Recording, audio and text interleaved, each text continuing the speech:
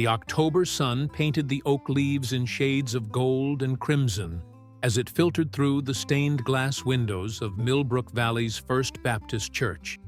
Pastor Daniel Richardson stood at the pulpit, his weathered hands gripping the edges as he gazed out at the sparse congregation. 32 people scattered across pews that once held 200 souls. The sight never failed to tighten his chest with a familiar ache. "Let us bow our heads in prayer." Daniel's voice echoed through the nearly empty sanctuary, carrying the weight of 43 years of ministry. His wife Rebecca sat in the front row, her silver hair catching the morning light, hands clasped tightly in her lap. At 68, she had seen this church through its golden years in the 1980s, when every pew was full and the choir loft overflowed with voices.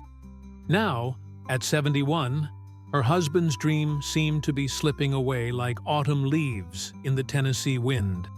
Behind Rebecca, Martha Chen adjusted her reading glasses and opened her worn Bible. At 55, the Chinese-American widow had become an unexpected pillar of the community since moving to Millbrook Valley 15 years ago to care for her ailing mother-in-law. Her small bed and breakfast, the only lodging in town, had become a gathering place for travelers and locals alike. Martha's story was one of quiet resilience.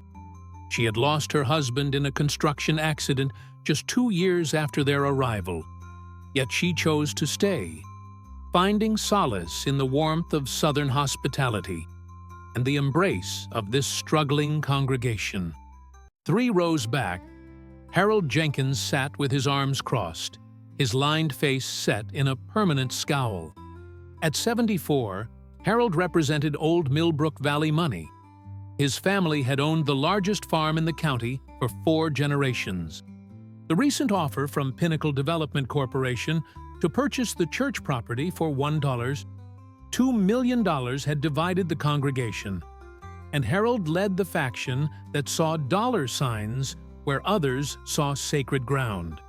"Pastor," Harold had said after last week's service, his voice carrying the authority of a man accustomed to being heard. "We can't keep pretending this is sustainable. 30 people can't support a building this size. That money could set us all up properly. Maybe help some folks retire with dignity." The words had stung Daniel more than he cared to admit, particularly because Harold wasn't entirely wrong. The church's monthly expenses hovered around $4,800, while offerings barely reached $2,100. The building's 100-year-old foundation needed major repairs. The heating system required constant attention, and the roof leaked during heavy rains. Rebecca had started substituting at the local elementary school to help make ends meet, though her arthritis made even that difficult. As the service continued, Daniel noticed movement in the back pew. Emily Watson had slipped in during the opening hymn, her dark hair pulled back in a simple ponytail, wearing a faded sundress that had seen better days. At 28, Emily carried herself with the defeated posture of someone whose dreams had been systematically dismantled by reality. She had returned to Millbrook Valley 3 months ago after 7 years in Nashville, where she had waited tables by day and played in honky-tonk bars by night, chasing a recording contract that never materialized. Emily's presence stirred complex emotions in the congregation.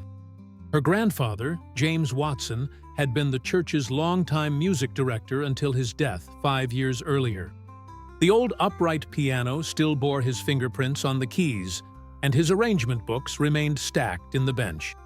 Emily had inherited his musical gifts, but not his contentment with small-town life. Her return felt like both a homecoming and an admission of failure. "She's just like her mother," whispered Dolores Hartwell to her sister Patricia during the passing of Peace. "Always thought she was too good for this place." Sutter. The Hartwell sisters, identical twins in their 60s, had appointed themselves the unofficial guardians of local gossip and moral judgment. Their late father had been a deacon for 30 years, a fact they never let anyone forget. But Rebecca Richardson saw something different when she looked at Emily Watson. She saw a young woman carrying the weight of disappointed dreams, much like she had carried her own when Daniel had first felt called to ministry instead of pursuing the law degree his parents had demanded. Rebecca remembered the ache of watching friends succeed while feeling trapped by circumstances and choices. After the service, as the congregation slowly filed out into the crisp autumn air, Daniel found himself standing alone at the altar.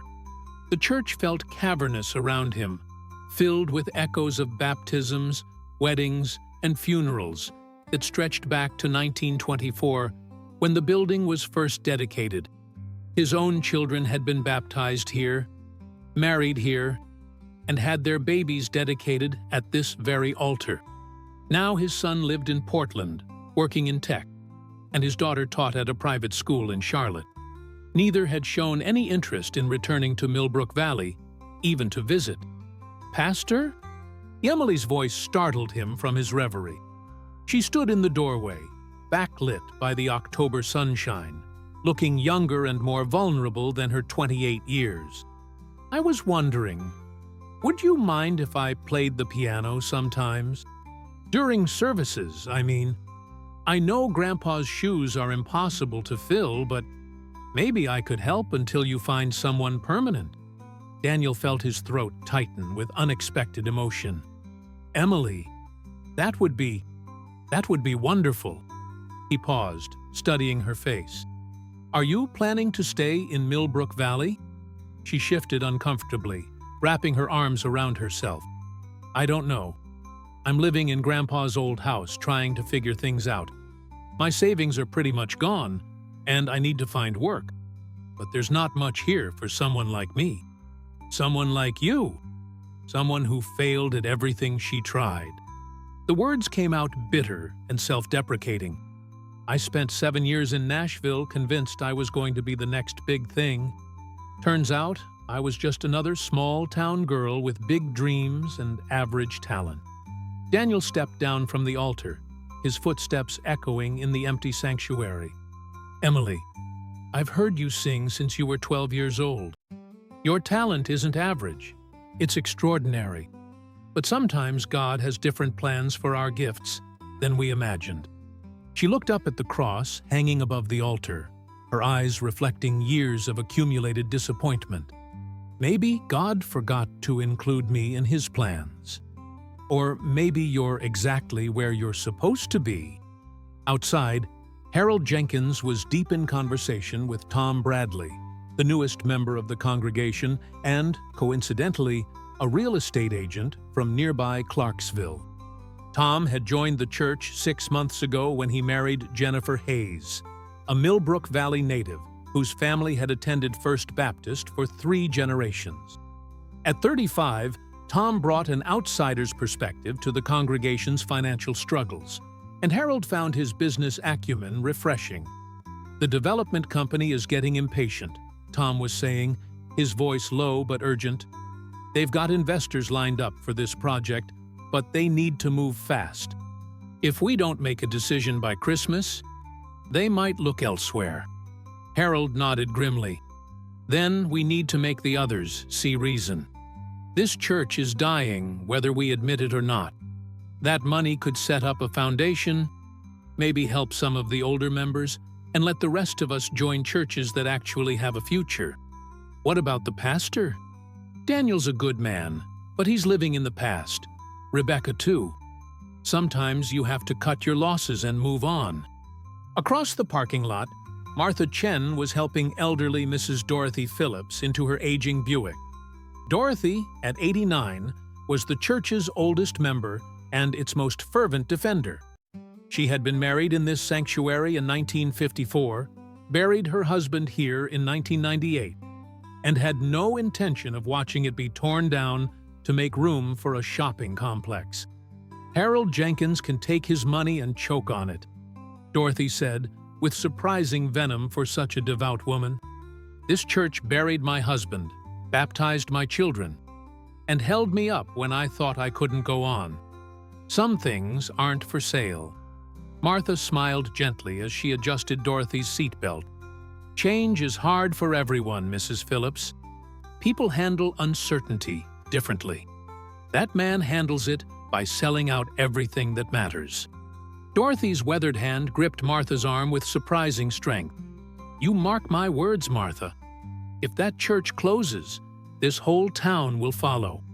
We'll just be another dot on the map that used to mean something. As Dorothy's car disappeared down Main Street, Martha stood alone in the parking lot, watching the last of the congregation drive away. The church building loomed behind her, its red brick facade showing the wear of a century of Tennessee weather. The white steeple still pointed proudly toward heaven, but Martha could see the paint peeling around the windows and the way some of the foundation stones had shifted over the years. She thought about her own journey to this moment, how she had arrived in Millbrook Valley as a young bride, full of hope and plans to help her husband expand their small construction business. How those dreams had crumbled with David's death, leaving her alone in a strange place with a business she didn't understand, and a community that had initially viewed her with polite but distant curiosity. The church had been her lifeline during those dark months, particularly Rebecca Richardson, who had simply appeared at her door one Tuesday morning with a casserole and an invitation to come sit with us on Sunday. Now, 15 years later, Martha felt the same uncertainty that had plagued her in those early days. The bed and breakfast provided a modest living, but without the church as an anchor, she wondered if Millbrook Valley could survive as anything more than a brief stop on Highway 70 between Nashville and Memphis. Back inside the church, Daniel Richardson stood before the memorial wall that lined the eastern corridor. Brass plates bore the names of congregation members who had passed away over the decades, including James Watson, Emily's grandfather. Daniel remembered James as a quiet man who had poured his soul into the church's music program, arranging hymns for their small choir, and teaching piano lessons to local children for free. His death had left a void that went beyond just musical accompaniment. It had taken away one of the church's strongest connections to its past. Rebecca appeared beside him, her footsteps soft on the worn carpet. Hard service today? They're getting harder. Daniel's voice carried the exhaustion of a man who had spent 4 decades shepherding people through life's difficulties. Harold cornered me again after you left. The development company is pushing for a decision. And what did you tell him? That it's not just my decision to make. Daniel turned to face his wife, noting the new lines around her eyes and the way she favored her left hip when she thought he wasn't looking. Rebecca, what if he's right? What if we're being selfish, holding on to something that's already gone? Rebecca was quiet for a long moment, her gaze traveling over the memorial plaques. Do you remember when we first came here? You were 34, scared to death you weren't ready to lead a congregation. This building was full every Sunday, and you felt like Moses trying to speak to Pharaoh, tongue-tied and overwhelmed. Daniel smiled despite his melancholy. You told me that God doesn't call the equipped. He equips the called. I still believe that. Rebecca took his hand, her fingers intertwining with his. But I also believe that sometimes God calls us to let go of things that have served their purpose. The question isn't whether this building survives. It's whether the people inside it continue to be the church, wherever they end up. As they walked toward the exit, Daniel noticed that Emily Watson's car was still in the parking lot. Through the windows, he could see her sitting behind the wheel, staring at the church building with an expression he couldn't quite decipher. Something about her posture, the slump of her shoulders, the way she gripped the steering wheel, reminded him of himself during those early years of ministry when doubt and calling wrestled for control of his heart. Emily sat in her grandfather's 2003 Honda Accord, the engine ticking as it cooled in the October air. The church building seemed to shimmer in the afternoon light, and she found herself remembering Sunday mornings from her childhood, when the parking lot overflowed with cars, and the sound of voices lifted in harmony spilled out through the open doors. Her grandfather would arrive 2 hours early to practice and warm up the piano, and she would often come with him, curling up in the front pew with a coloring book, while he ran through the morning's hymns.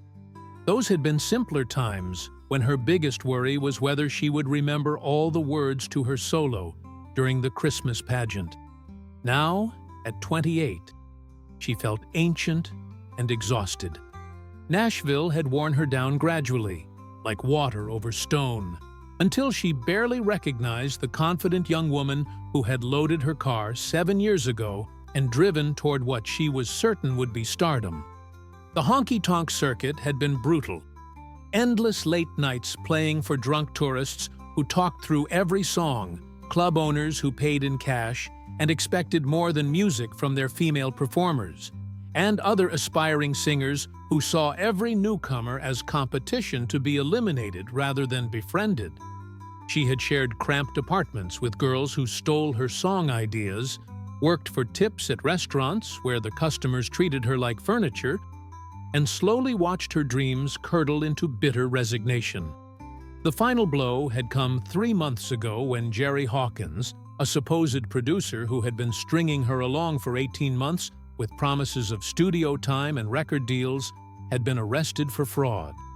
It turned out he had been collecting money from dozens of hopeful singers, using their investment in their own careers to fund his gambling addiction.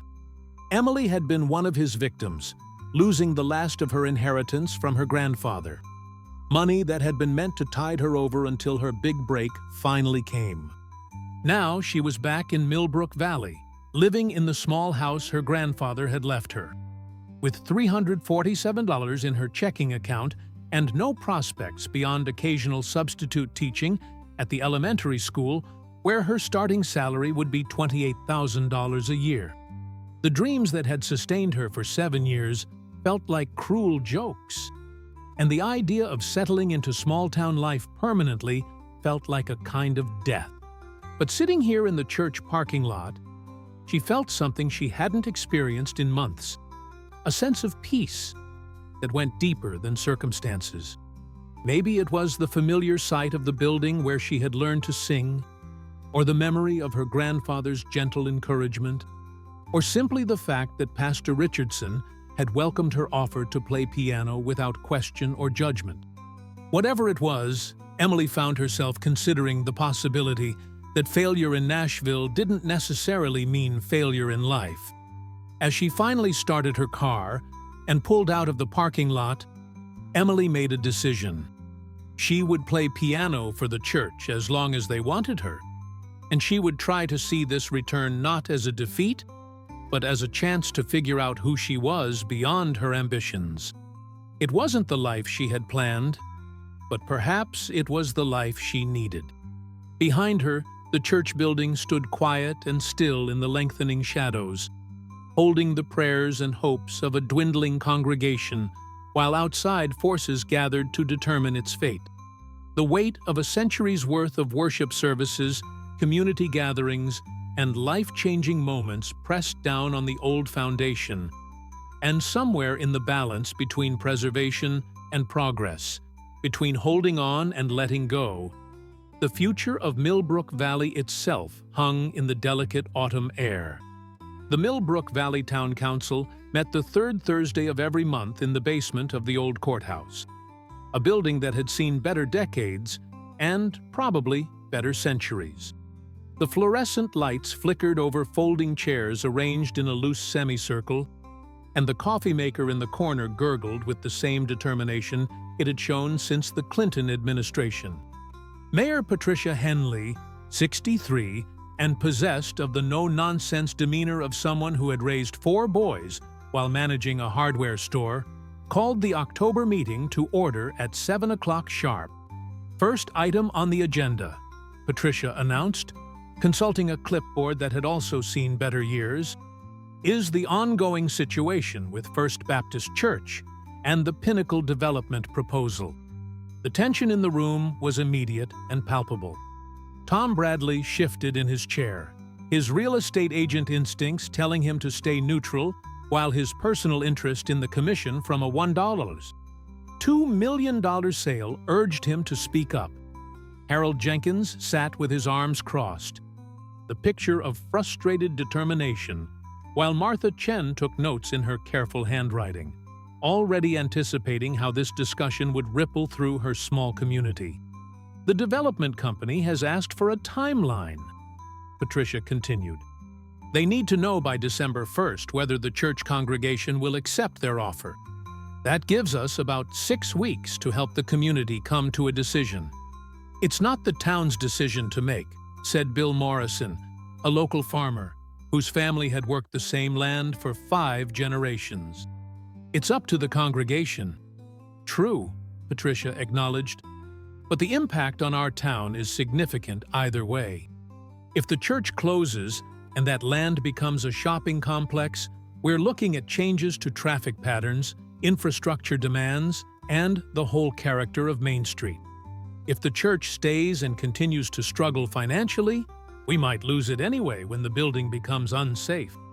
Harold Jenkins leaned forward, his voice carrying the authority of someone accustomed to being the smartest man in the room.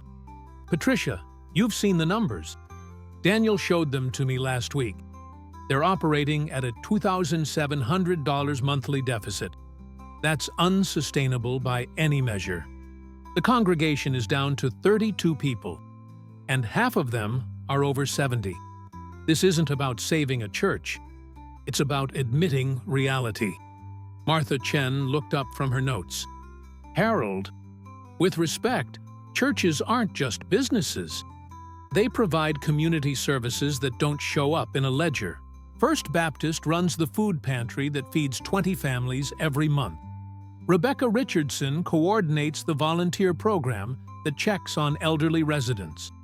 The church hosts Alcoholics Anonymous meetings, grief support groups, and serves as a polling place during elections.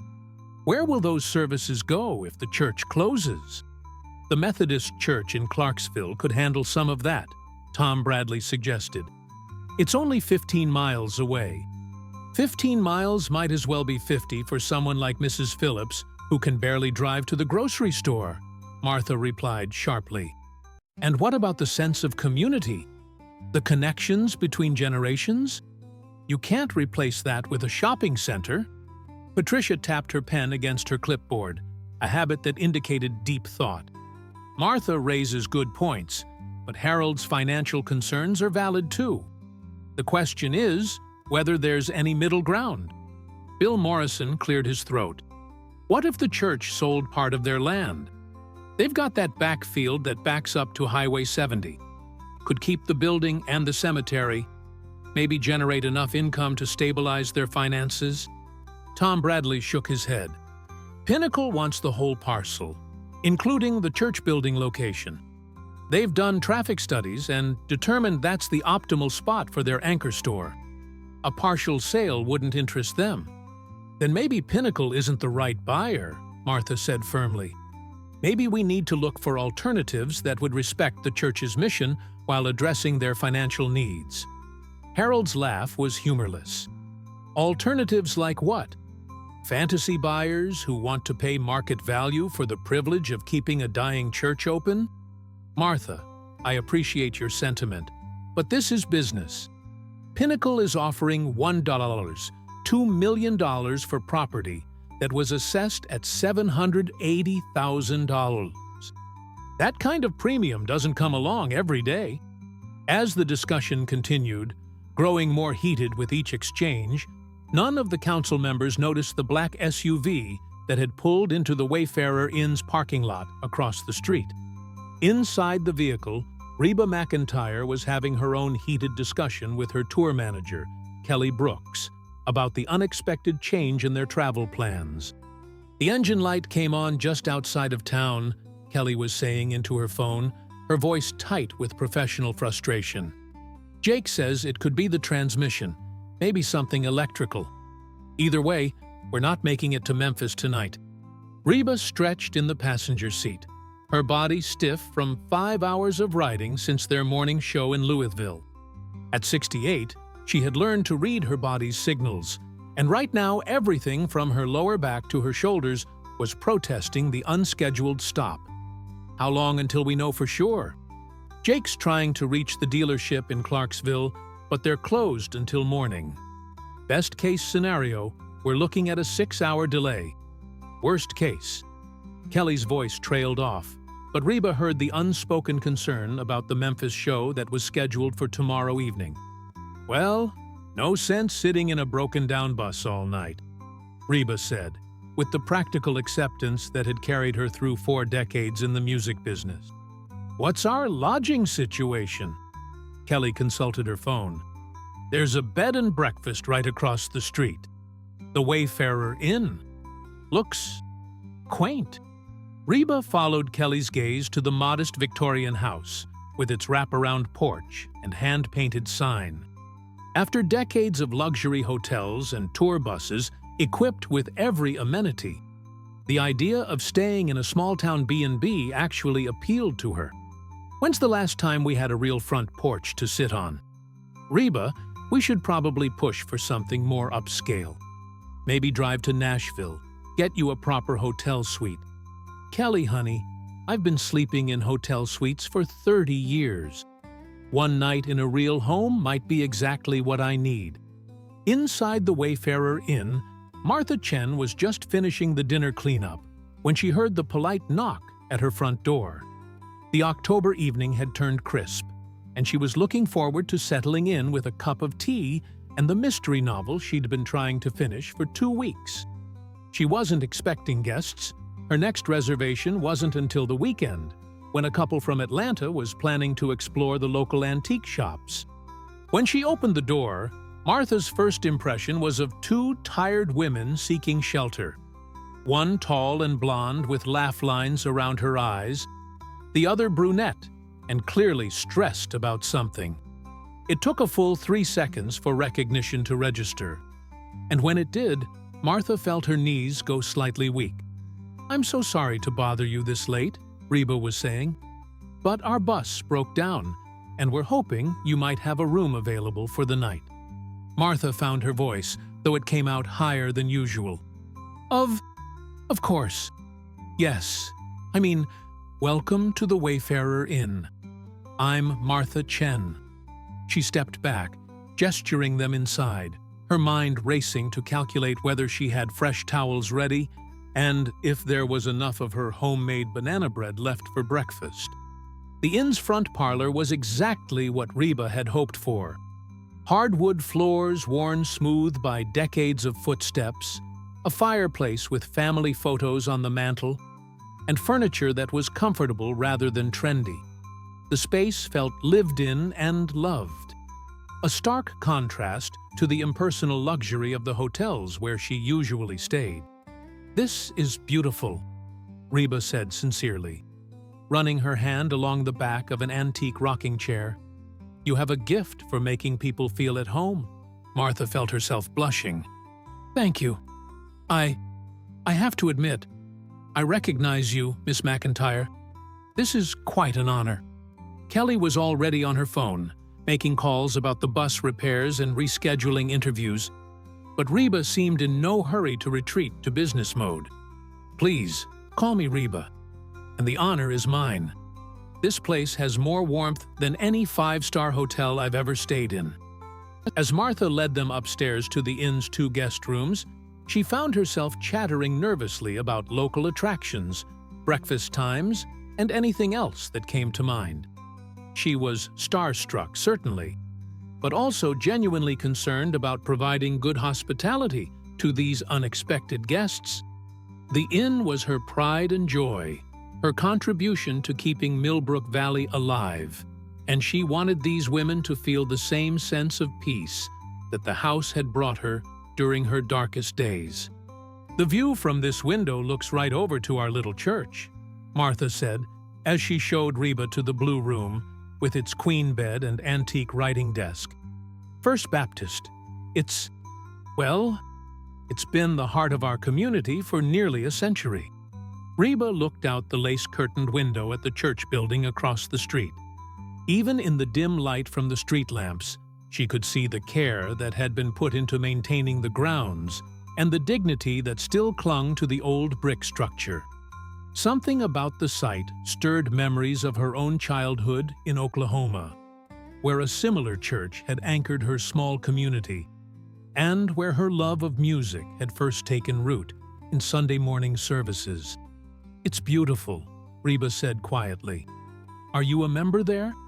Martha's expression grew complicated. "I am, though we're going through some difficult times right now. The congregation has gotten smaller over the years, and there's talk about whether we can keep the doors open much longer." The sadness in Martha's voice was unmistakable, and Reba found herself drawn to learn more. Financial troubles? Partly that, but it's deeper than money. It's about whether a place like Millbrook Valley can survive in the modern world, whether small communities still have a place when everything is moving toward bigger cities and chain stores. Martha caught herself, embarrassed by her candor. "I'm sorry. I don't mean to burden you with our local problems. Martha, some of my best songs have come from exactly these kinds of stories. Small towns fighting to survive. Communities holding on to what matters most. It's not a burden. It's the stuff of real life." Downstairs, Kelly had finished her calls and was reviewing their modified schedule on her laptop. The Memphis show would have to be postponed until Sunday, which meant disappointing several thousand fans and eating the costs of the venue rental and crew over time. The ripple effects of one broken-down bus were already spreading through contracts and commitments that stretched months into the future. "The local mechanic can't look at it until tomorrow morning," Kelly reported when Reba came back downstairs. "And even then, if it's the transmission, we're looking at parts that have to be ordered from Nashville." Reba settled into the rocking chair by the parlor window, her gaze drifting back to the church across the street. "Tell me about the Memphis postponement. What are our options? We could fly out tomorrow, rent equipment, and do the show as scheduled. It would be expensive, but manageable. Or we postpone until Sunday and do a makeup show. The venue has an opening." "What about Saturday?" Kelly consulted her laptop. "You're supposed to be dark Saturday." "Why?" Reba was quiet for a moment, still looking at the church. Just thinking out loud. Across the street, the town council meeting was winding down with more heat than resolution. Harold Jenkins had made his position clear. The church should accept Pinnacle's offer and use the money to help the congregation transition to other churches in the area. Martha Chen had argued just as passionately for finding alternative solutions that would preserve the church and its role in the community. Patricia Henley had tried to maintain neutrality while acknowledging that the town needed to prepare for either outcome. "We'll table this until next month," Patricia finally declared, recognizing that no consensus was possible tonight. "In the meantime, I encourage everyone to think about what's best for the entire community, not just individual interests." As the council members filed out into the October night, Tom Bradley caught up with Harold Jenkins in the parking lot. "You think there's any chance they'll come around to our way of thinking?" Harold's expression was grim. "Not as long as Daniel Richardson and Martha Chen are leading the resistance. They're living in the past, Tom. Sometimes you have to force people to face reality." "What do you mean?" "I mean, maybe it's time to put some pressure on the situation. Make it clear that this offer from Pinnacle isn't going to wait forever, and that the financial situation is only going to get worse." Tom felt uneasy about Harold's tone, but he also thought about the commission from a $1.2 million sale and the opportunities it would create for other development projects in the area. "What kind of pressure?" "Leave that to me. You just make sure Pinnacle stays interested." Meanwhile, back at the Wayfarer Inn, Martha was preparing a late dinner for her unexpected guests. She had pulled ingredients from her freezer and pantry to create what she called comfort food for weary travelers. Homemade vegetable soup, fresh cornbread, and apple cobbler that had been intended for tomorrow's breakfast. The kitchen filled with warm aromas that seemed to ease the day's tensions and create a bubble of hospitality around the small dining table. "This smells incredible," Reba said, as Martha set bowls of steaming soup before her and Kelly. "When's the last time we had a home-cooked meal that wasn't catered?" Kelly looked up from her phone, where she was still managing the logistics of their disrupted schedule. "Honestly, I can't remember. Everything's either hotel room service or backstage catering." "That's what I thought." Reba tasted the soup and closed her eyes with appreciation. "Martha, this is better than anything I've had in months. You should bottle this recipe." Martha beamed with pride and pleasure. "My mother-in-law taught me to make it when I first came to Millbrook Valley. She said soup was the universal language of caring. It works whether someone's sick, sad, celebrating, or just hungry." "Your mother-in-law sounds like a wise woman." "She was. She's the reason I ended up here, actually. My husband David was caring for her when she got sick, and I fell in love with both him and this little town." Martha's voice grew quiet. "After David died in that construction accident, I thought about leaving, going back to California where my family is. But this place had become home, you know? The people here held me up when I couldn't hold myself up." Reba found herself leaning forward, drawn by the genuine emotion in Martha's voice. This was exactly the kind of story that had always resonated with her. Real people facing real struggles with courage and community support. And now, the church is part of that same support system for other people. Exactly. That's why it's so hard to think about losing it. It's not just a building or even a congregation. It's the place where people come when life gets too heavy to carry alone. Kelly had been listening while typing on her laptop, but she looked up now with genuine interest. What would happen to the community if the church closed? Martha considered the question carefully. "I think we'd survive, but we'd be diminished. Less connected, less caring about each other. More like individuals living in the same geographical area rather than neighbors who genuinely look out for one another." "Is there any way to save it?" Reba asked. "Not without some kind of miracle," Martha admitted. "We need either a significant increase in attendance, which isn't realistic given our population, or a major financial intervention. Neither one seems likely." Reba was quiet for a long moment, turning her spoon absently in her soup bowl. "Martha, what time does your church have services on Sunday?" "Sunday school at 9:30, worship service at 11. Why?" "Just curious. We should know tomorrow whether our bus is going to be roadworthy, but either way, we won't be leaving until Sunday afternoon." Kelly shot her a sharp look. "Reba, we've got the makeup show in Memphis Sunday evening. We can't afford any more delays." "I know, honey. I'm just thinking it might be nice to attend a real church service for once, instead of rushing through airports and concert venues." As the evening wound down and the conversation turned to lighter topics, none of the three women could have predicted how dramatically the next 48 hours would reshape not only their own plans, but the entire future of Millbrook Valley. Outside, the October wind stirred the fallen leaves around the church building. And somewhere in the delicate balance between chance and destiny, the threads of multiple stories were beginning to weave together in ways that would touch lives far beyond this small Tennessee town. Later that night, as Reba lay in the comfortable bed at the Wayfarer Inn, listening to the unfamiliar sounds of a small town settling into sleep, she found herself thinking about the church across the street and the people who were fighting to save it. Her career had taken her to stages around the world, but some of her most meaningful performances had been in settings just like First Baptist Church.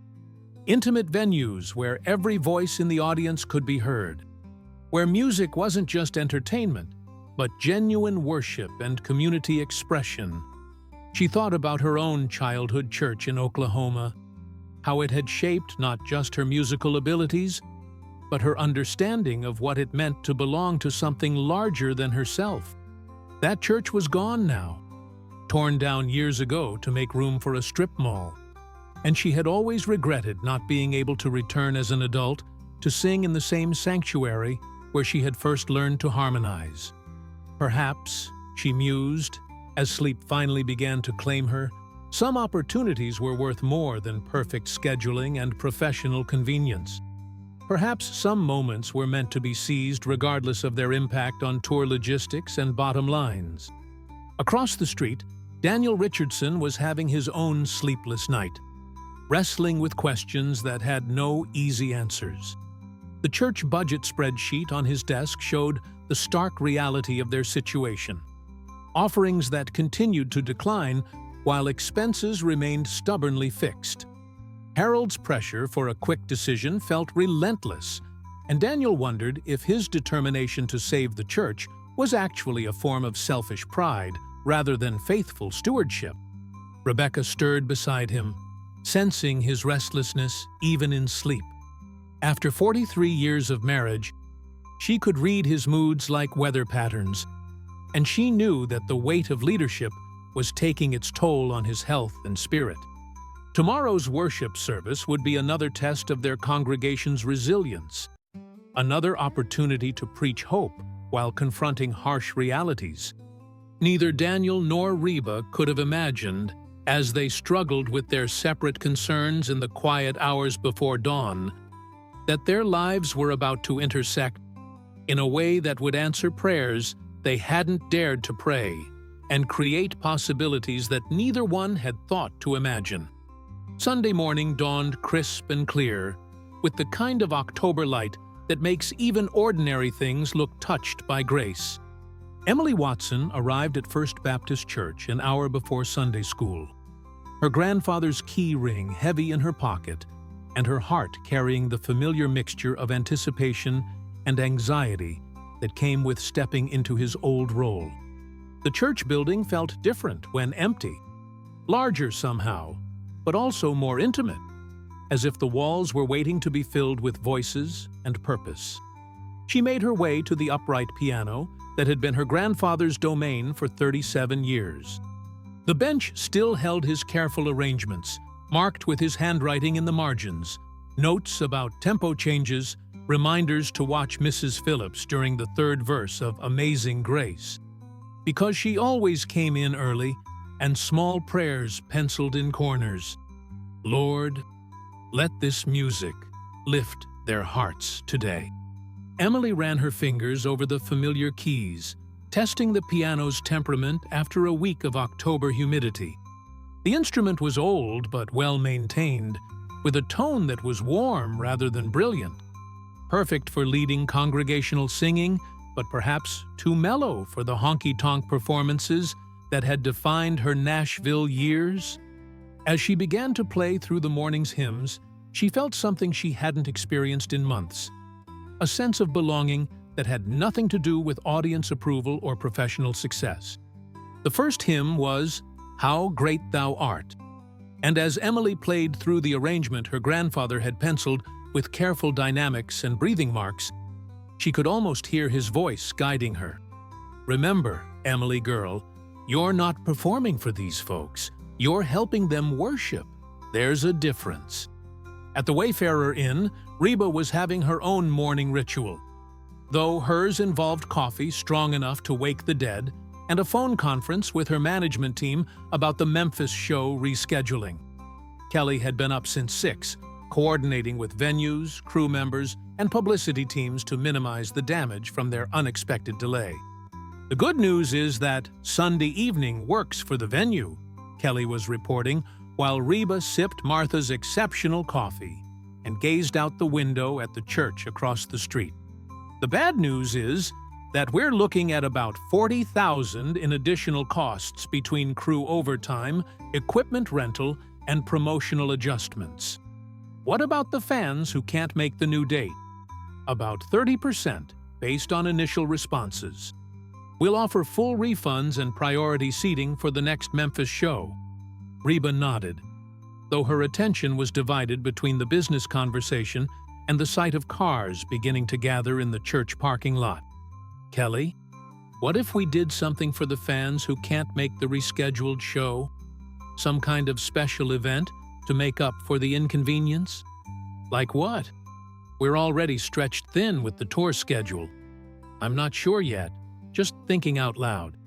Martha appeared in the parlor doorway, carrying a plate of warm biscuits and homemade preserves. I hope I'm not interrupting, but I thought you might like to try these. The strawberry preserves are from berries I grow behind the inn. Reba ended her call and accepted the offered breakfast with genuine enthusiasm.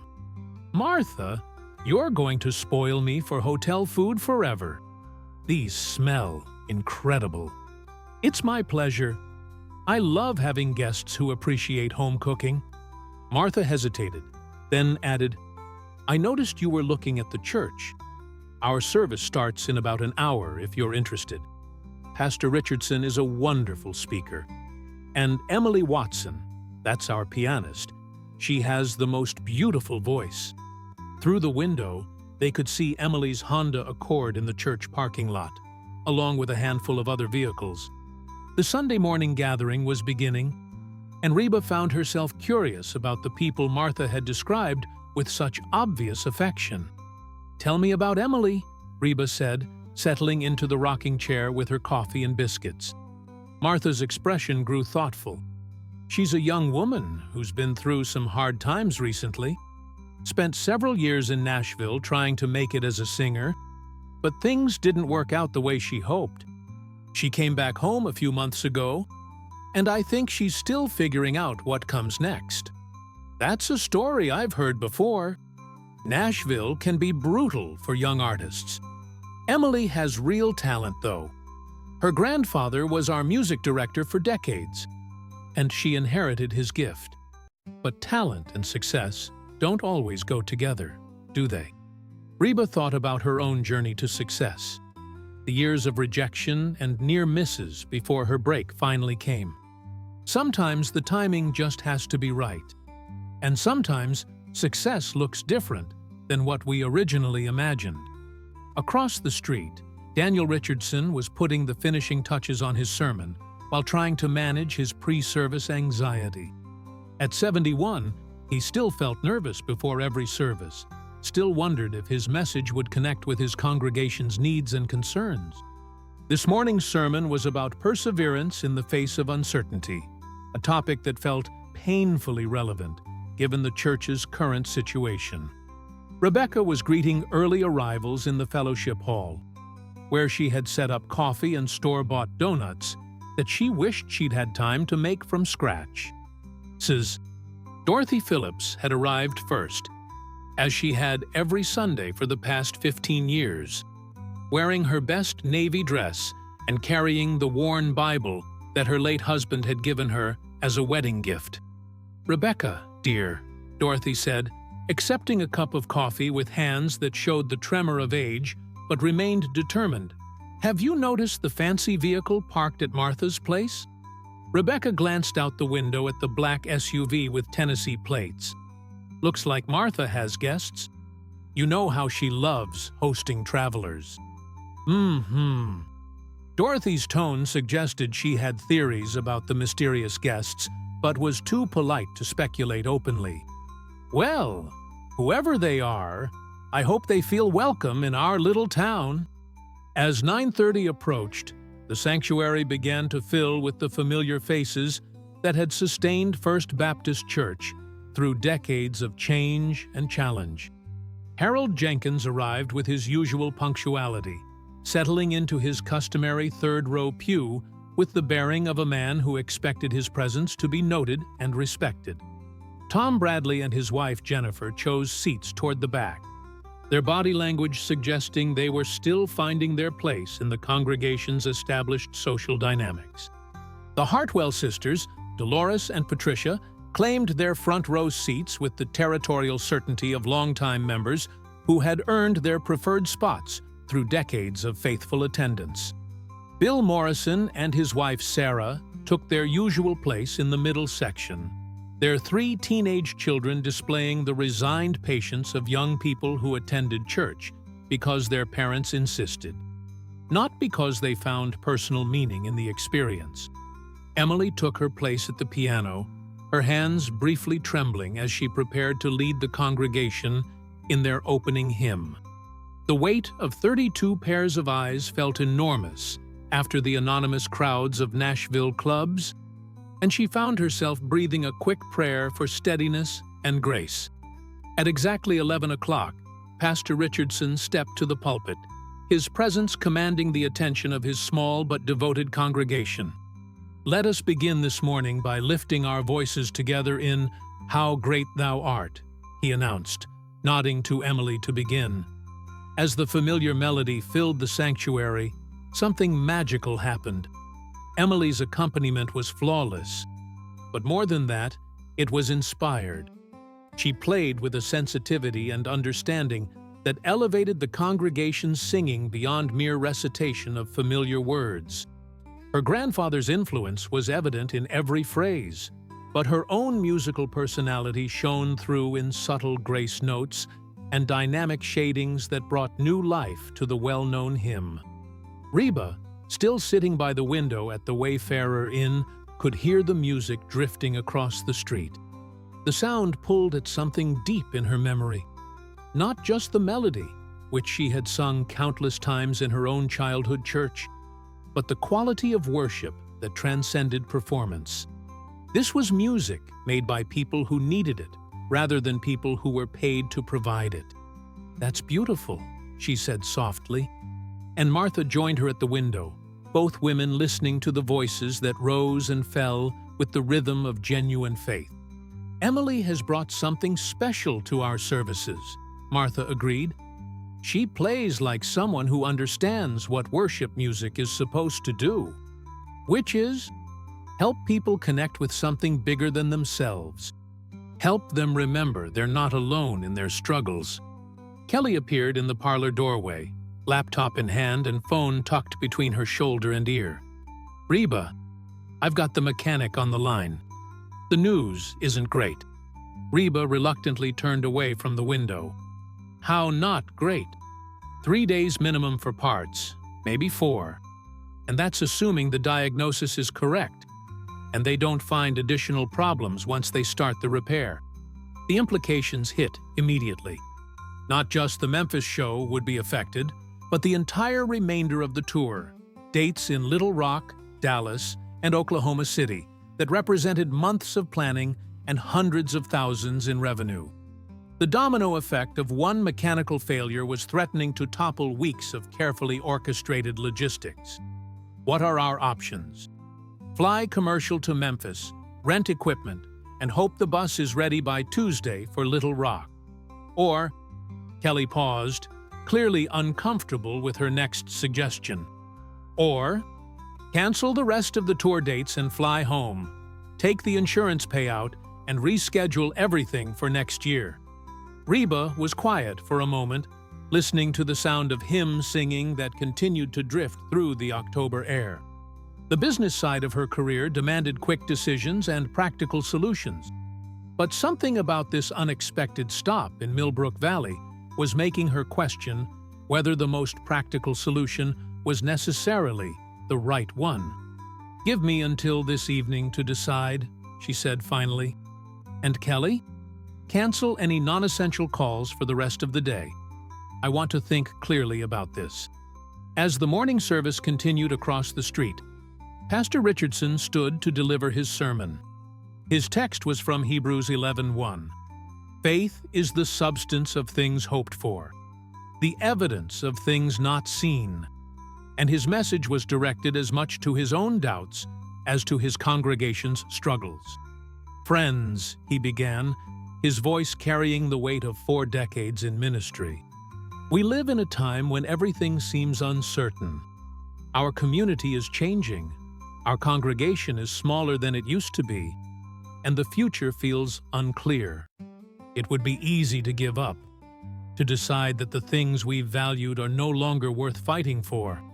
In the third row, Harold Jenkins shifted uncomfortably, recognizing that the sermon was addressing the very issues he had been raising about the church's future. But Daniel's next words surprised him. But faith isn't about ignoring reality or pretending that challenges don't exist. Faith is about believing that God can work through our circumstances, even when we can't see how. Faith is about staying open to possibilities we haven't imagined yet. Emily found herself listening more intently than she had expected. The words seemed directed at her own situation. The collapsed dreams, the uncertain future, the question of whether returning to Millbrook Valley represented failure or a different kind of opportunity. Sometimes, Daniel continued, what looks like an ending is actually a beginning. Sometimes what feels like failure is God's way of redirecting us towards something better than what we originally planned. Across the street, Reba made a decision that surprised even herself. Kelly, I'm going to walk over to that church service. Want to come with me? Kelly looked up from her laptop with obvious alarm. Reba, that's not a good idea. What if someone recognizes you? What if they ask for autographs or want to take pictures? We don't have security, and we haven't coordinated with local authorities. Honey, it's a Sunday morning service in a town of 800 people. I think we can handle the security risk. Before Kelly could offer further objections, Reba was already reaching for her jacket. She had learned over the years to trust her instincts about these moments when spontaneity felt more important than professional caution.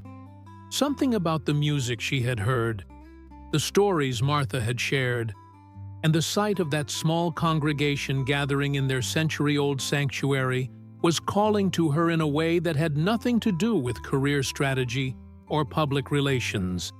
Martha was pulling on her own coat, preparing to hurry across the street before the service ended. Oh, are you thinking of joining us? That would be wonderful. But I should warn you, it's a very simple service. Nothing fancy or... Simple sounds perfect, Reba said, and meant it. As they stepped out onto the porch of the Wayfarer Inn, the sound of congregational singing became clearer and more compelling. Emily was leading them through Amazing Grace, and her piano accompaniment transformed the familiar hymn into something that seemed to rise directly from the souls of the people singing it. This wasn't performance music. It was prayer set to melody, hope given voice through harmony. Kelly followed reluctantly, her phone still buzzing with calls about tour logistics. But even she found herself moved by the authenticity of what they were hearing.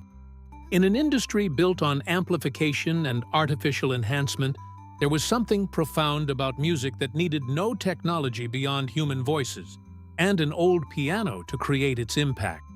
They slipped into the back pew just as Pastor Richardson was concluding his sermon. And for a moment, the only sound in the sanctuary was the gentle settling of people preparing for the closing hymn. Then Emily's hands found the piano keys again, and the congregation rose to sing Blessed Assurance. It was in that moment that Dorothy Phillips, sitting in her usual front row seat, turned to see if the latecomers needed hymnals, and her sharp intake of breath was audible 3 rows away. Reba McEntire was sitting in the back pew of First Baptist Church, singing Blessed Assurance like any other member of the congregation. And somehow, impossibly, her presence felt not like an intrusion, but like an answer to a prayer that no one had been bold enough to pray.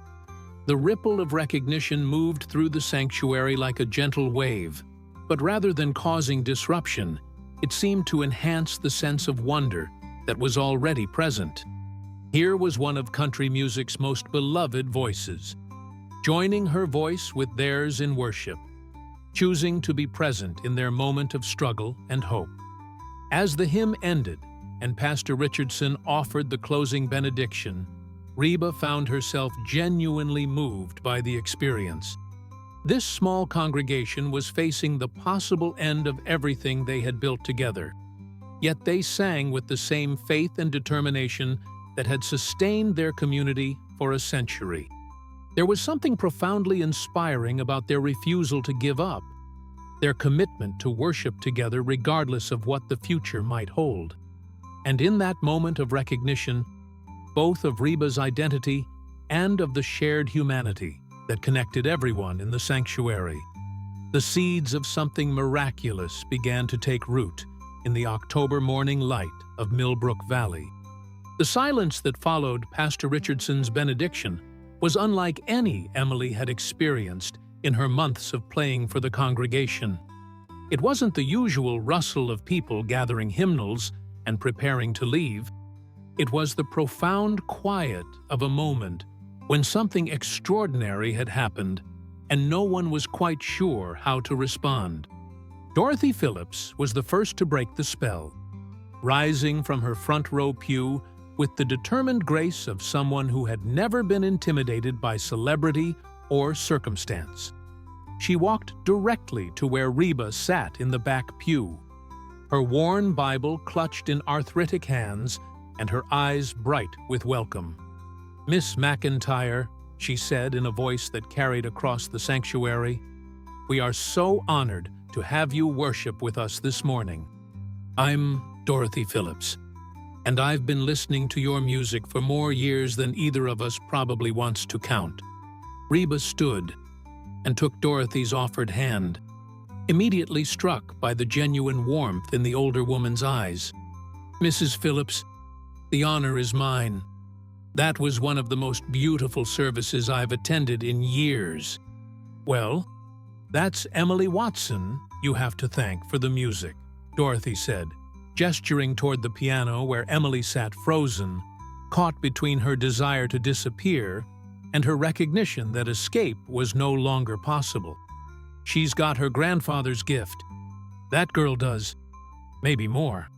Other congregation members began to approach, drawn by Dorothy's bold example and their own curiosity about this unexpected visitor. Rebecca Richardson reached Reba next, her pastor's wife instincts overriding any star-struck feelings she might have been experiencing. "Welcome to First Baptist," Rebecca said, with the practiced warmth of someone who had greeted visitors for 4 decades. "I'm Rebecca Richardson, Pastor Daniel's wife. We're so pleased you could join us." Daniel himself appeared moments later, still processing the surreal experience of looking out at his congregation during the closing hymn and seeing one of his musical heroes singing along with his 32 faithful members. "Miss McEntire, this is quite unexpected. Pastor Richardson, I hope you don't mind the intrusion. I'm staying across the street at Martha's Inn, and when I heard the music this morning, I couldn't resist joining you." "Mind?" Daniel's voice cracked slightly with emotion. This is an answer to prayer, though I'm not sure any of us would have been bold enough to pray for something this specific."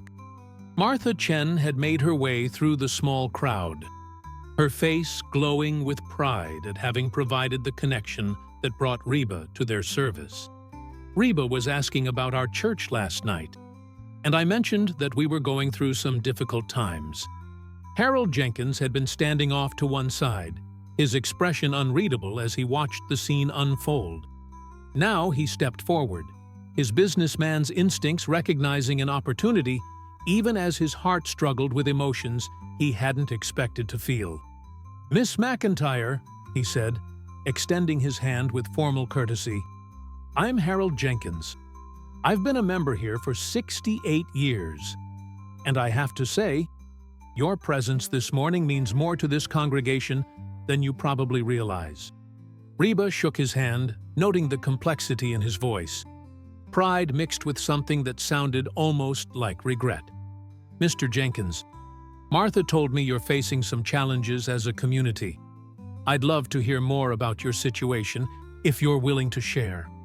Before Harold could respond, Emily Watson finally found the courage to approach the group that had gathered around Reba.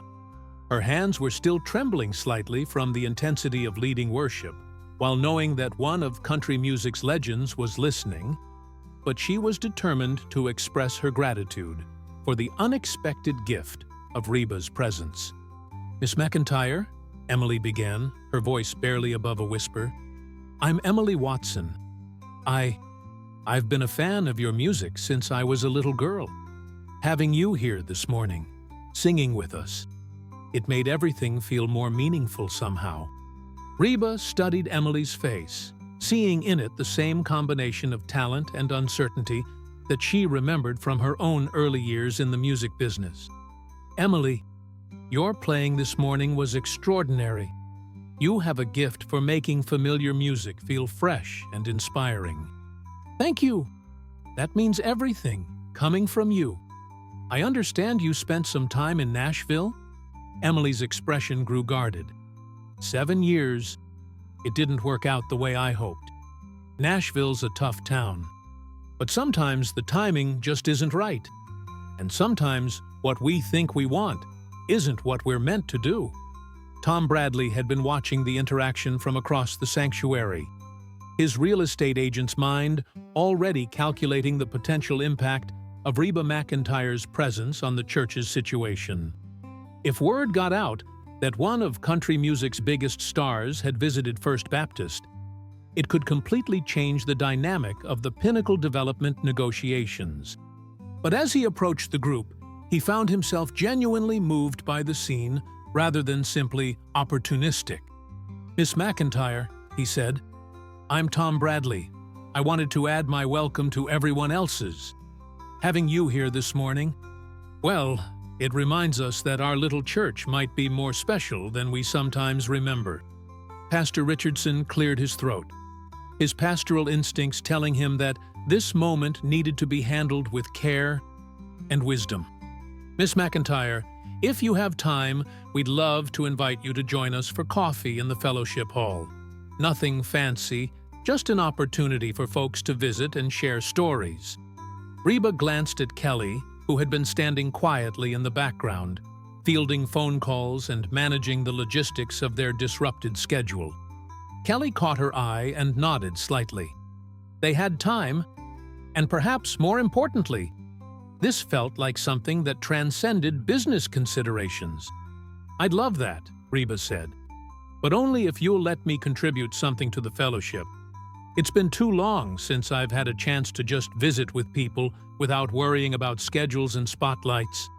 As the congregation moved toward the fellowship hall, Emily lingered at the piano, still processing the morning's events.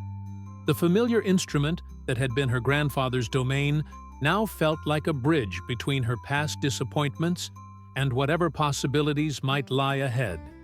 She ran her fingers over the keys once more, playing a soft melody that seemed to capture both gratitude and wonder. "That's beautiful," a voice said behind her, and Emily turned to find Reba standing alone, having stepped away from the crowd in the fellowship hall. "What is it?" "Something my grandfather used to play when he was thinking," Emily replied. "He called it his wandering music, something to fill the space while his heart caught up with his mind." "Your grandfather sounds like he was a wise man." "He was. He's the one who taught me that music wasn't about impressing people or getting attention. He said it was about helping people feel less alone." Reba sat down on the piano bench beside Emily, a gesture that felt both casual and profound. "That's a lesson it took me years to learn. I spent so much time early in my career worrying about charts and radio play that I almost forgot why I started singing in the first place. Which was because music was the only way I could express what was too big for words. Joy, heartbreak, hope, loss, all of it seemed to make more sense when it was wrapped in melody and harmony." Emily nodded, understanding completely. "That's exactly what my grandfather meant. He used to say that when people sang together, they remembered they were connected to something bigger than their individual problems." "Emily, can I ask you something? When you were in Nashville, what kind of music were you trying to make?" Emily's cheeks reddened slightly. "The kind that would get me a record deal, honestly.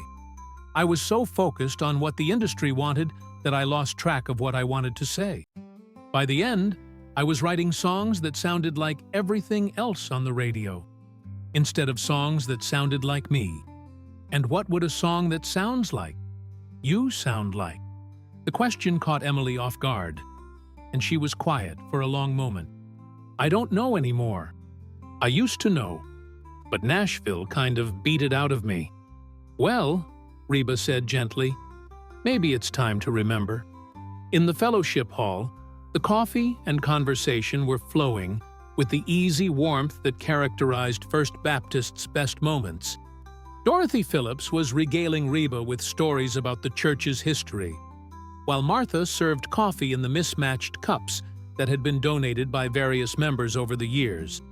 The informal atmosphere seemed to put everyone at ease, including Reba, who found herself genuinely enjoying the chance to connect with people who weren't part of the entertainment industry. "This church has seen us through everything," Dorothy was saying, her voice carrying the authority of someone who had lived through 8 decades of community history. The Depression, World War II, the floods of '94, the tornado that took out half of Main Street in 2003. Every time something tried to break us, we came here and remembered who we were and where our strength came from. "And now?" Reba asked gently. Dorothy's expression grew thoughtful. "Now we're facing something different. Not a disaster that brings people together, but changes that pull people apart. Young folks leaving for the cities, families moving away for work, old traditions that don't seem to matter to new generations." Harold Jenkins had been listening from across the room, and now he approached with the deliberate step of someone who had something important to say. "Miss McEntire, I hope you'll forgive my bluntness, but since you're here and you've asked about our situation, I think you should understand the reality we're facing." "Harold," Pastor Richardson warned, recognizing the tone that usually preceded one of Harold's financial lectures. "No, Daniel, she should know." Harold turned back to Reba. "This church is dying. We're operating at a $2,700 monthly deficit. Our membership has dropped by 70% in the last 20 years, and we've got major building repairs that we can't afford. There's a development company that wants to buy our property for $1, $2 million, which would set up the remaining members nicely and allow them to join healthier congregations in the area." The fellowship hall grew quiet, the weight of Harold's words settling over the conversation like a sudden shift in weather. Reba looked around at the faces surrounding her, some embarrassed by Harold's directness, others nodding with reluctant agreement, all of them carrying the burden of an impossible decision. "Mr. Jenkins," Reba said finally, "I appreciate your honesty about the financial situation. But can I ask you something? What would Millbrook Valley lose if this church closed? Realistically, not much that couldn't be replaced by other churches in the area." "I don't think that's true," Martha Chen interjected, her voice carrying more steel than usual. "We'd lose the food pantry that feeds 20 families every month. We'd lose the community center for meetings and events. We'd lose the connection between generations that keeps this town from becoming just another highway stop." "Martha's right," added Bill Morrison. "My kids grew up in this church. They learned to sing here, participated in Christmas pageants, had their first jobs helping with Vacation Bible School. Where would the next generation learn those values?" Tom Bradley found himself in an uncomfortable position, caught between his business interests and his growing attachment to the congregation. "The development would bring jobs to the area," he offered weakly. "Economic growth could benefit everyone. Jobs in a shopping center that would compete with the local businesses that have sustained this community for generations," Rebecca Richardson replied. "Sometimes economic growth isn't the same thing as community health." Reba listened to the debate with the attention of someone who had seen similar struggles in small communities across the country. The tension between preservation and progress, between honoring the past and adapting to the future, was one that resonated deeply with her own experiences growing up in rural Oklahoma. "Can I share a story?" she asked, and the room grew quiet. "When I was about Emily's age, My home church in Oklahoma was facing a similar situation. Declining membership, financial pressures, questions about whether it was worth keeping the doors open. The congregation was split between those who wanted to sell and those who refused to give up. "What happened?" Dorothy asked. "The church voted to stay open, but just barely. And for the next 10 years, it struggled along with 30 or 40 members, barely making expenses, always one crisis away from closing." Harold leaned forward. "So, they should have sold? Maybe. But here's the thing. During those 10 struggling years, that little church became something special. Because everyone who stayed was there by choice. Because they really wanted to be there, the sense of community became stronger than it had ever been when the church was full. They started programs they'd never had the courage to try before. They reached out to their community in ways they'd never done when they were comfortable. And then, Emily had returned from the sanctuary and was listening from the doorway. And then, slowly, people started noticing. Families who had been driving to larger churches began coming back. Young people who had left for college started returning with their own families. It took 15 years, but that little church is now thriving in ways it never did when it was just coasting on tradition and familiarity. "What made the difference?" Pastor Richardson asked. Reba was quiet for a moment, choosing her words carefully. "I think what made the difference was that the people who stayed learned to see their church not as a building or an institution, but as a mission. They stopped asking, 'What can this church do for us?' and started asking, 'What can we do through this church?'" The fellowship hall was silent as people absorbed the implications of Reba's story. Some, like Dorothy and Martha, looked hopeful at the possibility that their struggles might lead to renewed purpose. Others, like Harold, appeared skeptical that optimism could overcome financial reality. Emily stepped forward, her voice hesitant but determined. "Miss McEntire, can I ask what you think we should do? I mean, as an outsider looking at our situation, what would you advise?" Reba looked around the room at the faces of people who had welcomed her without reservation, who had shared their struggles and their hopes with a stranger who had simply walked through their doors. The business side of her mind knew that she should offer polite encouragement and then return to her own professional obligations.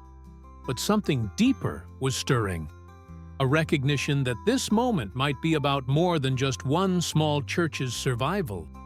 "Emily," she said slowly, "I think the question isn't what I would advise you to do. I think the question is what you feel called to do, what you, as a community, believe God is asking of you in this moment. But surely your experience," Harold began. "My experience has taught me that the most important decisions can't be made based on someone else's advice, no matter how well-intentioned. They have to come from a place of faith and community discernment." Pastor Richardson nodded thoughtfully. "Reba's right. This has to be our decision, made through prayer and discussion and honest wrestling with what we believe we're called to be." "But," Reba continued, and something in her tone made everyone lean forward slightly, "I can tell you that being here this morning, experiencing your worship, hearing your stories, it's reminded me of something I'd almost forgotten." "Which is?" Martha asked.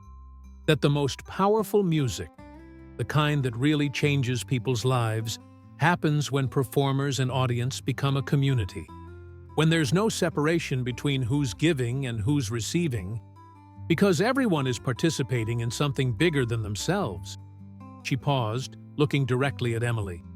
"And that sometimes the most important performances happen in the smallest venues, for audiences who need the music most." As if summoned by her words, Emily moved to the old upright piano that stood in the corner of the fellowship hall. It was even more worn than the sanctuary piano. Donated years ago by a family whose children had outgrown lessons, but Emily's fingers found its voice as easily as if it were a concert grand. She began to play softly and tenderly, one of the hymns her grandfather had loved most. And without being asked or directed, voices began to join in. Dorothy's wavering soprano, Pastor Richardson's steady bass, Martha's clear alto, and gradually, almost everyone in the room adding their voice to the harmony. And then, as naturally as breathing, Reba McEntire's unmistakable voice joined the congregation. Not as a star performing for an audience, but as a member of the community participating in shared worship. Her voice didn't dominate or show off. It simply added its strength to the collective sound, creating harmonies that transformed the familiar hymn into something transcendent. In that moment, something shifted in the fellowship hall of First Baptist Church. The financial pressures didn't disappear. The tough decisions didn't become easier, and the future didn't become certain. But the people gathered there experienced something that reminded them why they had been fighting to preserve their church in the first place. They remembered what it felt like to be part of something sacred, something worth sacrificing for, something that connected them to each other and to purposes larger than their individual concerns. As the last notes of the hymn faded into silence, no one spoke immediately. The moment felt too precious to break with ordinary words, too meaningful to analyze or explain. It was Kelly Brooks, standing in the doorway with her phone still buzzing with tour logistics, who finally gave voice to what everyone was feeling. "That," she said softly, "was the most beautiful thing I've heard in 20 years of working in the music business." And in the agreement that rippled through the room, heads nodding, eyes bright with unshed tears, hearts full of possibility, the seeds of what would become known as the Millbrook Valley Miracle began to sprout in the rich soil of community faith and unexpected grace. The conversation that followed the impromptu hymn singing seemed to flow with a different energy than the earlier discussion about the church's challenges. Something had shifted in the fellowship hall. Not the practical realities of their situation, but the spirit in which those realities were being approached. Reba found herself staying far longer than she had planned, drawn into conversations that ranged from Dorothy Phillips's memories of the church's golden years to Tom Bradley's cautious questions about alternative fundraising strategies. "Miss McEntire," said Jennifer Bradley, Tom's wife, who had been quiet through most of the morning's events, "my grandmother used to tell stories about traveling musicians who would stop at churches during the Depression years.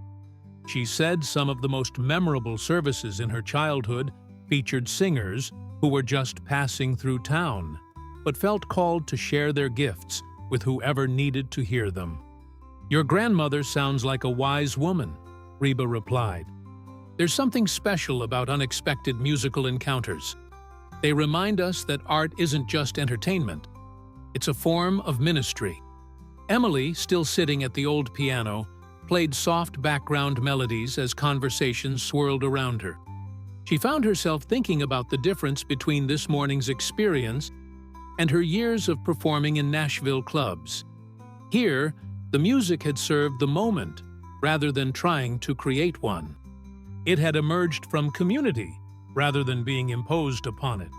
For the first time since returning to Millbrook Valley, she felt like she might be exactly where she was supposed to be.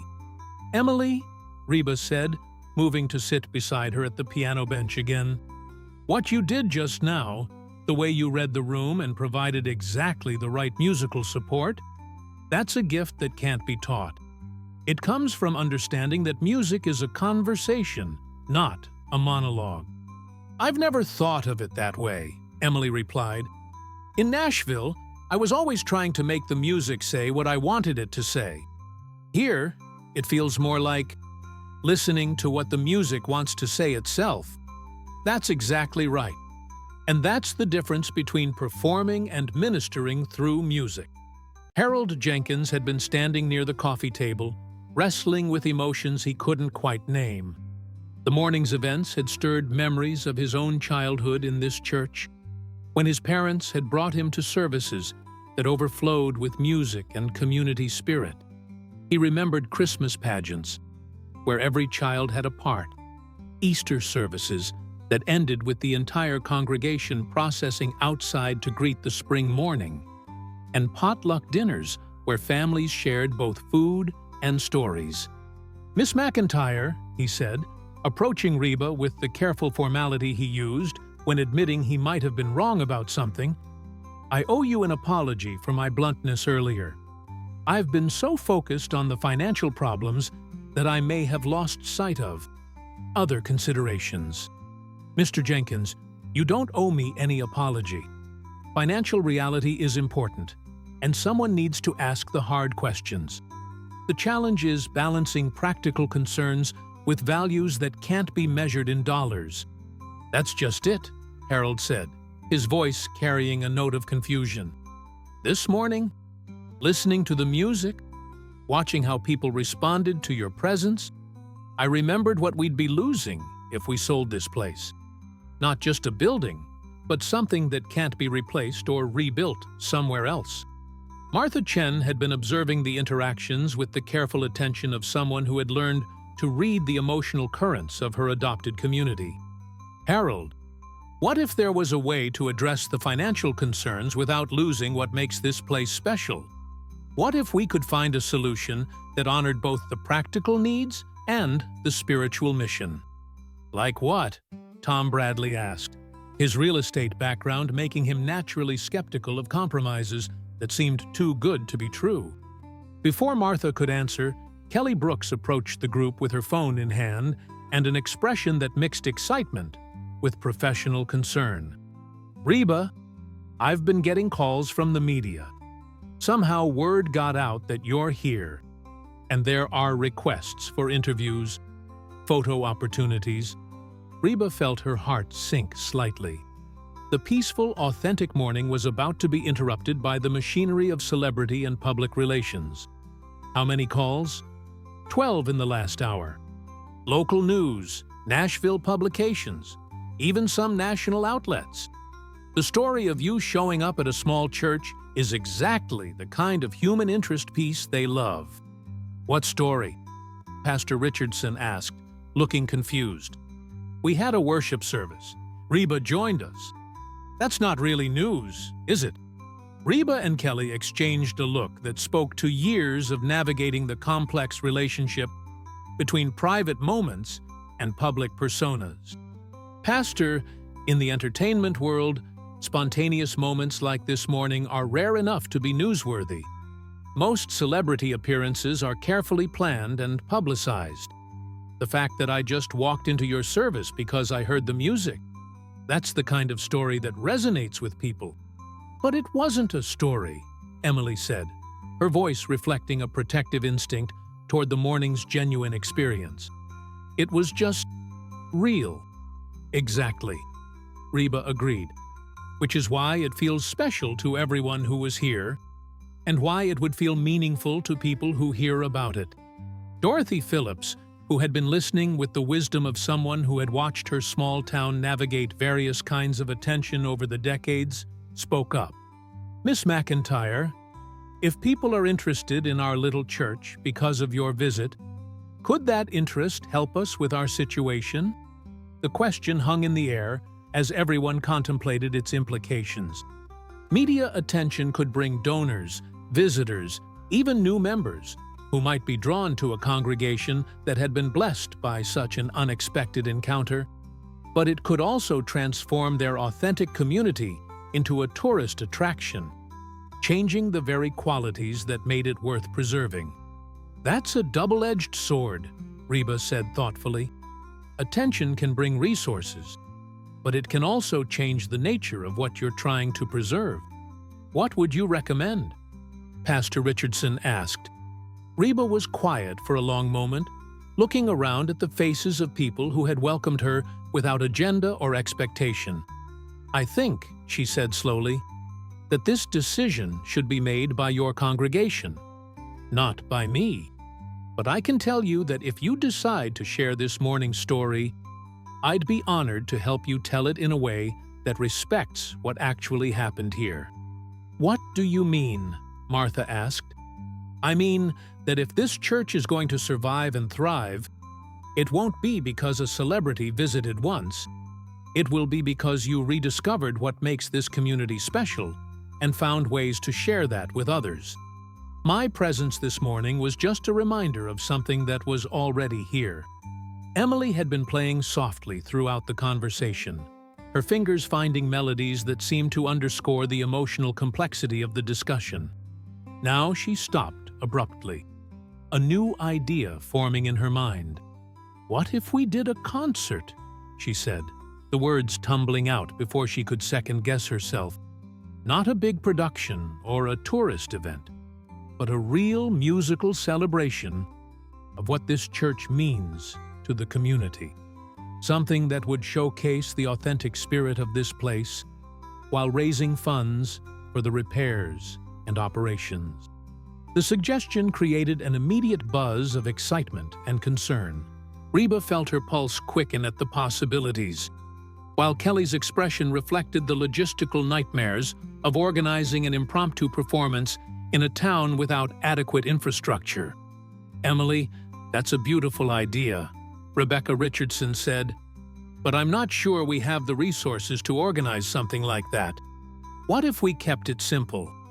Emily continued, her enthusiasm building as the vision became clearer. "What if it was just about the music and the community? Local musicians, church choirs from the area, maybe some of the singers from Nashville who understand what it's like to struggle for their art?" Reba found herself leaning forward, caught up in Emily's vision. "Emily, what you're describing, that could be something really special. Not a celebrity concert, but a celebration of community music. A reminder that the most powerful performances happen when artists and audience become family. Would you consider being part of something like that?" Emily asked, her voice barely above a whisper. "Emily, I would be honored." The room exploded in excited chatter as the implications of the possibility sank in. Harold Jenkins found himself calculating potential ticket sales and fundraising opportunities, while Dorothy Phillips was already making mental lists of church members who could help with organization and logistics. Martha was considering how many out-of-town visitors the Wayfarer Inn could accommodate, and Pastor Richardson was wrestling with the balance between embracing this unexpected opportunity and maintaining the spiritual integrity of their mission. "Wait!" Tom Bradley said, raising his hand for attention. "We need to think about this carefully. If we're talking about a concert featuring Reba McEntire, even in an informal setting, we're looking at serious logistics. Security, insurance, media management, crowd control." Kelly nodded grimly. "Tom's right. Even a small concert would require professional event management. We'd need permits, security personnel, parking arrangements, sound equipment." "What if it wasn't about Reba McEntire, the celebrity?" Emily said, her voice gaining strength as her vision crystallized. "What if it was about musicians coming together to support a community? What if Reba was just one voice among many, sharing the stage with local artists and church musicians?" "A folk festival approach," Martha said, understanding immediately. "Something that celebrates the musical traditions of this region rather than focusing on one star performer." Reba felt a spark of excitement at the concept. "Emily, that's brilliant! A grassroots music celebration that happens to include some recognized names, but focuses on the community connections rather than celebrity worship." "But would people come to something like that?" Harold asked, his practical concerns still very much present. "Would it generate enough interest to actually help our financial situation?" "Harold," Dorothy said with the authority of someone who had lived through 8 decades of community events, "people are hungry for authentic experiences. If we create something real, something that celebrates what makes this place special, they'll come." Pastor Richardson had been quiet through the rapid-fire planning discussion, and now he cleared his throat for attention. "Friends, I appreciate the enthusiasm, and I'm moved by the possibilities we're discussing. But before we get too far ahead of ourselves, I think we need to pray about this and make sure we're being led by wisdom rather than just excitement." The reminder brought a moment of sobering reflection to the group. The morning had been full of unexpected developments and inspiring possibilities, but the underlying challenges that faced the church hadn't disappeared. Financial pressures, declining membership, and building maintenance needs were still realities that needed to be addressed through careful planning rather than wishful thinking. "Pastor Richardson is absolutely right," Reba said. "And I want to be clear about something. My presence here this morning was spontaneous and genuine, but any future involvement would need to be planned carefully to make sure it serves your community's actual needs rather than creating additional pressures." "What would that look like?" Martha asked. "It would mean starting with your congregation's decision about the development offer and your vision for the church's future. If you decide to fight for this church's survival, then we could explore how a music celebration might support that mission. But the music can't be the solution to your problems. It can only amplify the solution you create for yourselves." Emily felt both inspired and sobered by Reba's words. The vision of a community music celebration was beautiful, but she recognized the truth in what Reba was saying. No external event, however successful, could substitute for the hard work of building a sustainable community. "So, what's our next step?" she asked. Harold Jenkins surprised everyone, including himself, by answering first. "Our next step is to call a congregational meeting and have an honest discussion about whether we're willing to commit to the work that saving this church would require, not just financially, but spiritually and practically."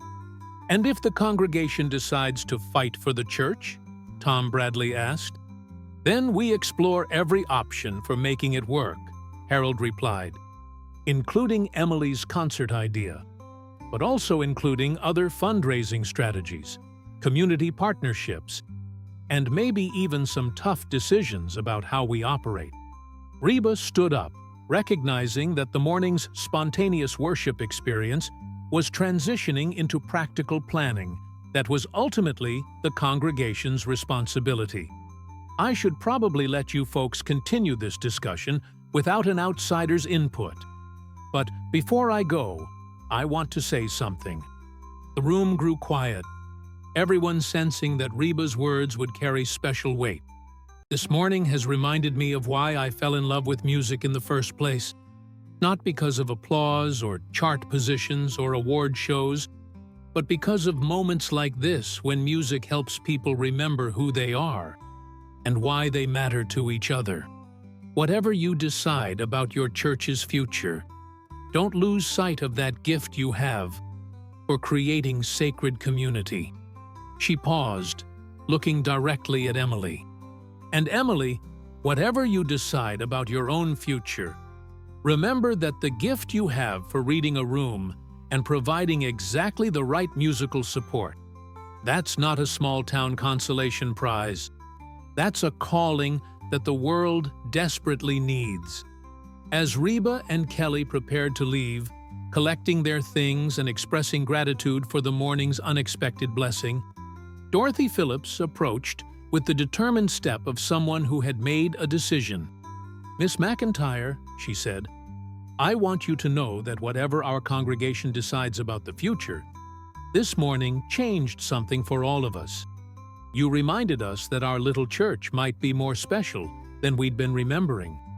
Mrs. Phillips, your church was special long before I walked through the doors. I just had the privilege of experiencing what you've been building here for a century. Might we see you again?" Dorothy asked, her voice carrying hope tempered by realistic expectations. Reba smiled, the genuine warmth of the expression reflecting the morning's authentic connections. "Mrs. Phillips, I have a feeling our paths might cross again sooner than you think." As Reba and Kelly walked back across the street to the Wayfarer Inn, the fellowship hall behind them buzzed with renewed energy and purpose. The impossible financial challenges hadn't disappeared, the difficult decisions hadn't become easier, and the future remained uncertain. But something fundamental had shifted in the way the congregation understood their situation and their possibilities. Emily remained at the piano, playing soft melodies that seemed to capture both the morning's wonder and the afternoon's responsibilities. Around her, conversations bloomed about practical next steps, volunteer commitments, and the kind of creative thinking that emerges when people discover they might be capable of miracles after all. Pastor Richardson found himself standing at the fellowship hall window, watching Reba disappear into the Wayfarer Inn while contemplating the morning's events. In 43 years of ministry, he had learned to recognize moments when ordinary time touched eternity, when human encounters became windows into divine possibility. This had been one of those moments, and he felt both grateful for the gift and sobered by the responsibility it represented. "Daniel?" Rebecca appeared beside him, her voice soft with wonder. "Did this morning really happen?" "I think so," he replied, putting his arm around his wife's shoulders, "though I'm not sure anyone would believe us if we tried to explain it.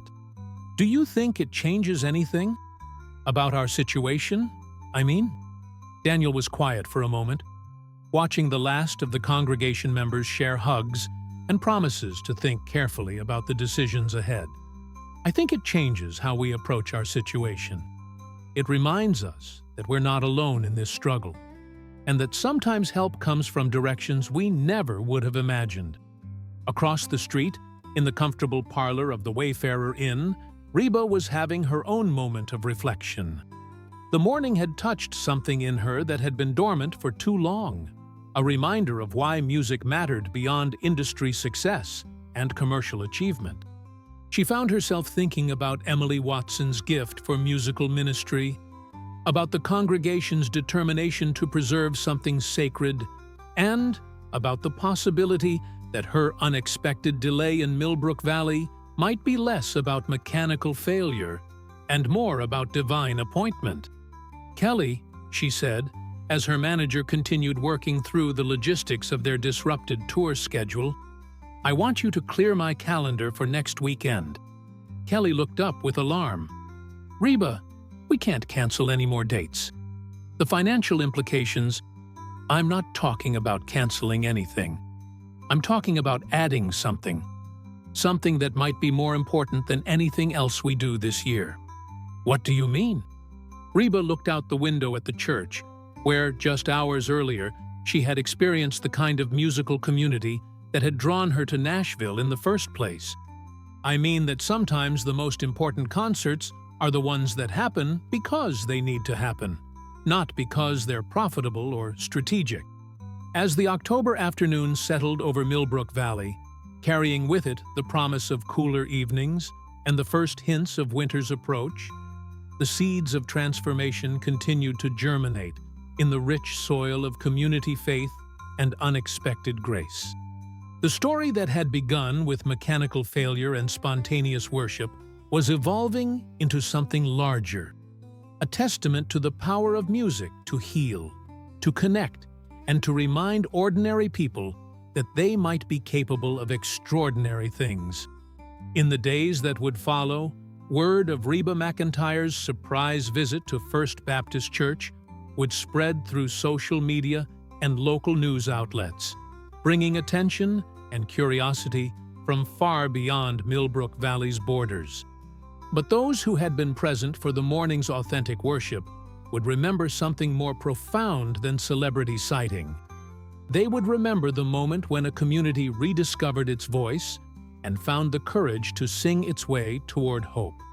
The concert that Emily had envisioned would indeed come to pass, though in ways none of them could have predicted on that October morning when a broken-down tour bus created space for miracle and music to intersect in a small Tennessee town. And years later, when people spoke of the Millbrook Valley miracle, they would understand that the real miracle hadn't been Reba's presence, but the community's decision to believe in itself and the power of authentic connection to transform both individual lives and collective destiny. The harmony that had filled First Baptist Church that morning would echo forward through time, reminding everyone who heard the story that sometimes the most beautiful music emerges not from concert halls and recording studios, but from the simple act of people choosing to lift their voices together in hope, in faith, and in celebration of the ties that bind human hearts across all the distances that try to divide them. As the sun set over Millbrook Valley on that extraordinary October day, the future remained unwritten, but it was no longer unsung. And in the gathering twilight, if you listened carefully, you could still hear the echoes of voices raised in harmony, carrying prayers and possibilities on the evening breeze, promising that the best songs were yet to be sung and the greatest stories were still waiting to be lived.